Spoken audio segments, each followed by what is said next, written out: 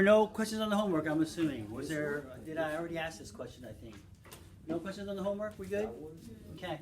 All right, today we're going to talk about, we're on page 307, determining the sample size. Determining the sample size, okay? It's the small n because if it was a large n, what would that mean? What would a large n stand for? What did the population size, correct? Right?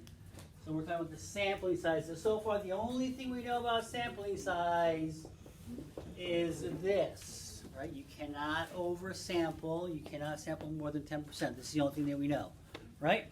Okay, so let's say that I wanted to do a poll of all of the United States adults about whether or not you believe that UFOs are real.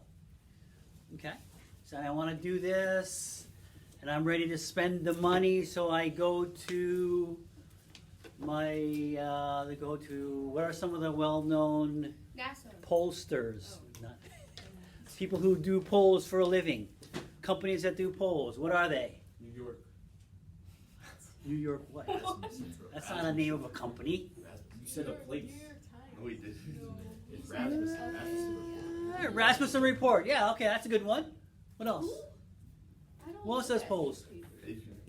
Huh? AP, okay. Pew Research, Gallup poll. Yeah, I don't. You've never heard of Gallup poll? Wow. Okay. 538. 538. Have you heard of 538? Let me start looking at Gallup poll, guys. All right. So anyway, so you go to these places and they say, okay, yeah, we can do that for you. And the very first question they're going to ask you is, what would you like your margin of error to be? Right? Because if you, let's say, I don't know, what percent people do you think believe in UFOs? 90? 90%? 27.56. Like 60. 27 point, what? 56? Yeah. All right, so that sounds like a good number to me. Okay, so we're going to use this. Okay? But, do I want plus or minus 30%? No. No, that's bad. Because That's really bad, no one right? thinks you know what you're doing. Right? Exactly. So I want 3%? Let's say I want 3%. Okay? Let's say I want 3%. So, is 3%? Okay. So here's the thing. What was the margin of error? Margin of error, remember, was this. Correct? It is this guy here. Can anybody tell me what this is for? What the equation for this is? Z over Z. Alpha divided by 2. Alpha divided by 2. Square root. Square root of PQ over N. PQ over Okay, N. Ed. So can you see? Can you see that this is already determined, correct?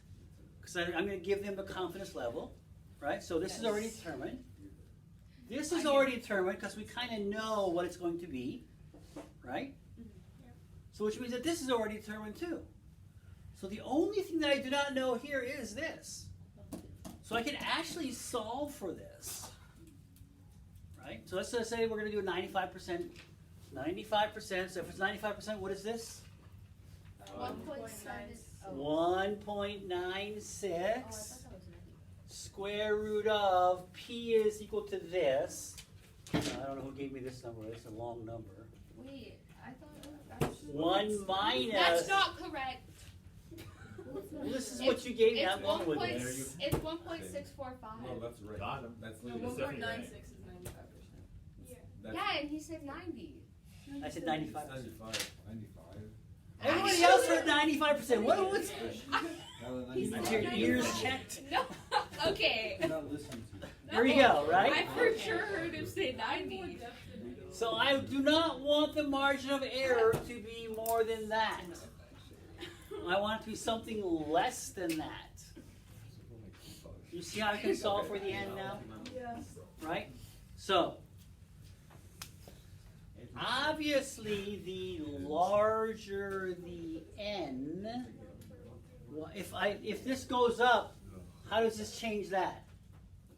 In other words, if this goes up, this guy becomes more or less. Don't think about this. Think about it conceptually.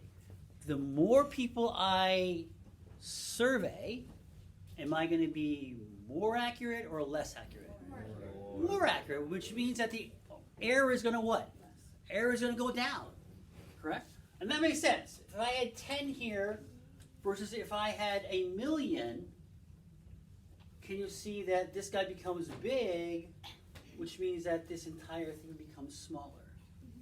Correct? That makes sense, right? Just conceptually it makes sense, right? Okay. So let's see if we can go ahead and actually solve for this. So how would I solve for this? I'm going to go ahead and divide both sides, right? 3,196. Thank you. So I'm going to multiply by 100 on both sides, and it'll look like this, right? And this is going to be square root of 0.2756 times 0.7243 n. Right? Then I'm going to what? I want to square both sides, right, to get rid of this.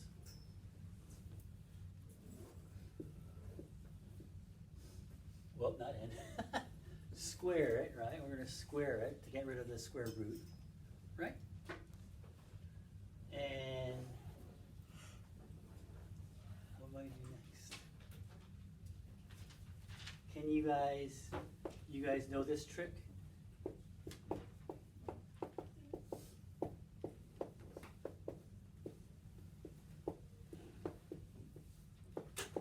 I can just swap these two. You guys remember this in algebra? Yes. Oh, yeah. You do? Yes. Okay, so let's say it this way. If you don't, I'm going to multiply both sides by n. N is a positive number, right? So this is not going to change. Because remember when we're talking about inequalities, if you multiply it by a negative number, this guy has to change, right? But n, this is definitely a positive number, right? So if I multiply both sides by n, now this cancels out and I have n over here. Then I'm going to divide both sides by this guy, and that's the result right here. Does that make sense? That's what I did when I swapped these two.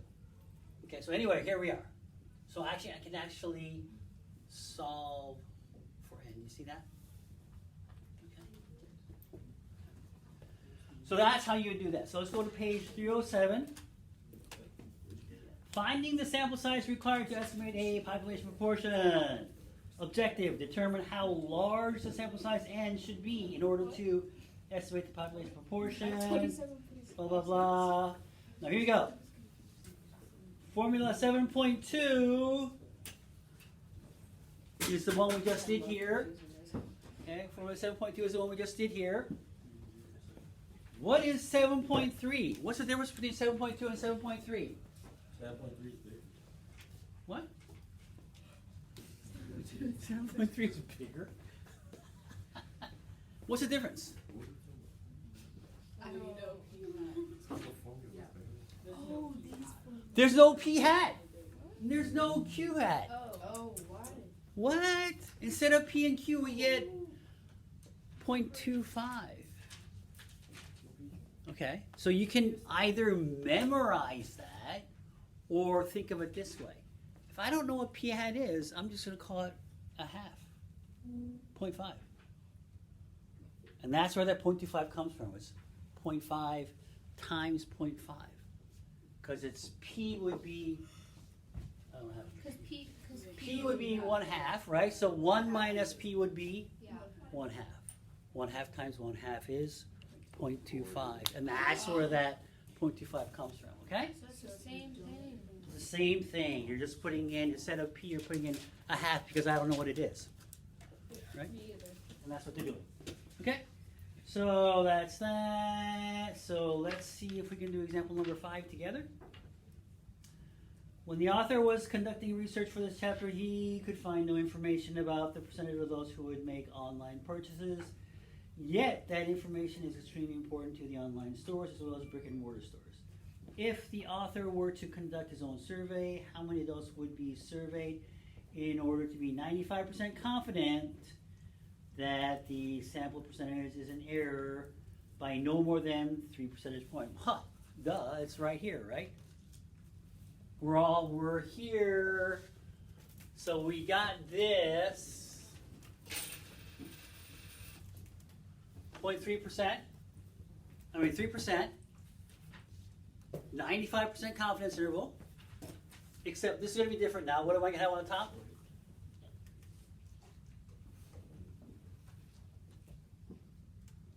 What is P and Q? 1/2. 1/2, right? Because I don't know. Exactly. So it's going to be 0.5 for P times Q is 0.5. Right? And this is what you're solving for. Okay? So if you flip the page, okay, A is assuming that you have 80%. Okay, so it tells you that it's 80%. So if for A, it would be 0.8, and then this would be 0.2. This would be A, and then for B, you're going to solve the same thing, but it's going to be 0.5 times 0.5 because you truly do not know, right? Because B says, assume we have no prior information, okay? So that's the only two difference there, right? And you would just solve it out, okay? I'm not going to go through the actual mechanics of it. You guys can surely figure that out. All right, we're all good? All good. So we are wrapping up 7.1, or at least part 1 of 7.1. So what did we learn in 7.1 altogether? We learned about how to construct a confidence interval for the proportion, right? So we're doing a confidence interval for proportion. Okay, and we found that it was p hat plus or minus what? E, which is what? Z alpha over 2 square root of PQ over N. Okay, right? Okay, so we know how to do this, right? So let's say, let's go back to, well, let's do this one. No. Yeah, let's do this one. So we know that this is my P hat, correct? And let's say I am, what's going to be 1.96. So it's going to be 0.8 times 0.2 over, let's say we did 100. Okay? So somebody run those numbers for me.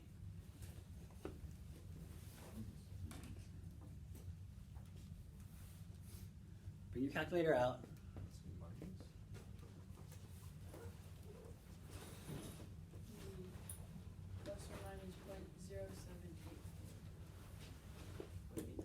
Plus or minus what? 0.078. So it's going to be 0.878, 0.722, right? So this would be my confidence interval, right? So what is my conclusion? We are 95% confident that the interval between 0.722 to 0.878 contains the true proportion of people who make, I think, online purchases or whatever, right? Okay. So you can see this kind of, the calculation is not necessarily long drawn out, but there is some work that you have to do, right? So it also would make sense if your calculator could do this for you. Oh my gosh. Bring your calculators out. Let's look at your calculators. Do we know the shortcut, or are we gonna have to look for it? So you go to stats, test, you can do a Z interval. Z, one prop Z interval. I think it's a what's this? For sea level frequency. Okay, so you know what the what The is interval? 0.095? Yeah, 0.095, right, for the confidence interval. What else does it The ask? sea level. Hold up. Confidence level, Ask for the 95%, 0.95. frequency. Frequency list. So we're gonna do not list. We're gonna do frequency, because list would be when you're doing L1 and L2. Okay. Then what's the next one they're asking for? Standard deviations. Or whatever the frequency. Circle. What? You want it to be data or stats? Standard deviation? That's Stats. what I thought it was. Okay. So when you put in stats, what does the stats for? Oh, standard deviation, variance. No, the that's the mean, variance. the n, and then the sea level. Y'all got me? Mean. You have to change You the gotta stats. change it to stats. That's the mean? Yeah. Yeah, because you're doing plus or minus that. Oh, yeah. Wait. So the mean is 0.8. And the standard deviation would be the point. Point, and this is the this guy right here. This guy right here. What do we put for number? Oh, so it's the 0.78 or whatever. What do we put for the end? So for you, it would be 0.8, 0.2, 100. So this would be Which was the 0.078. 0.16 square root, which would be 0.04. 0.04, I'm assuming. 0.8. Yeah. Or at least 0.2. What's the end? 100? And what did you get? Yeah, what's the And end? the end's 100. Did you get this? I got point three. What's the pair? I must have done it wrong. 0? What do you put for standard deviation? Oh, hold up. Oh, I keep pressing the button. Standard deviation is this guy right here. What does that say? 0.04. I got, wait.